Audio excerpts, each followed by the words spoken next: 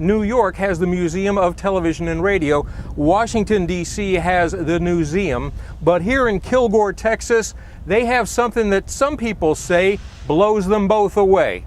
I've always liked microphones. And for New England native Chuck Conrad, that was just the beginning. Once you get exposed to this and you start getting into it, and the more you get into it, the more you find out about it, and the more you like it. It is now possibly the largest private collection of broadcast and home entertainment memorabilia in America, the result of more than a half a century of seeking, sifting through, and saving everything from TVs and radios to news sets and studio cameras, Sylvania, Sony, and Sears. Every era of home electronics and the machines that made possible what you heard and saw on them are on display. It's really pretty simple. People come in here and they really do have a good time. A few years ago, Conrad partnered with another collector and created the Texas Museum of Broadcasting. History is represented here. It goes all the way back to the very beginning of communications. I actually didn't realize how much this resonates with people until we did it. But it wasn't easy. Many of the artifacts were rapidly disappearing by the time Chuck and Warren tracked them down.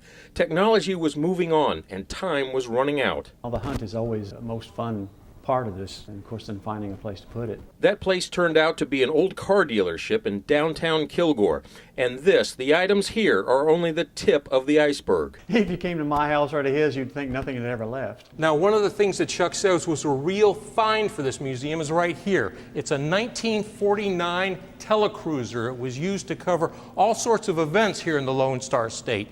News, entertainment, you name it, and it was used up until 1972. But its place in broadcasting history, providing the network pool feed for Lee Harvey Oswald's funeral during those dark days in Dallas. Having been allowed to rust away at one time, Conrad discovered it and brought it back to life. We have a lot of stuff that actually works in here, and that's one thing that's very unusual because most museums like this, it's just all static displays. It's very enjoyable listening to the stories of the family sitting around in front of the old Zenith. Both men say the museum's biggest fans didn't even grow up with these family room fixtures. Especially with kids. Introducing it to younger people who have no clue where they came from. I think kids are the main reason for doing this because, as I think's been pointed out earlier, they have no idea that any of this stuff existed. Telephones from the 80s and 90s, there's some space phones, cartoon characters, and even a couple of dancing Elvis Presley telephones. Yes, even the king can call this home. I like finding pieces that the average person could afford. As well as historic hardware, well past its prime time, but saved for posterity. A lot of it's one of a kind, and we're the only place like it. For Chuck's Americana, I'm Chuck Moffett in Kilgore, Texas.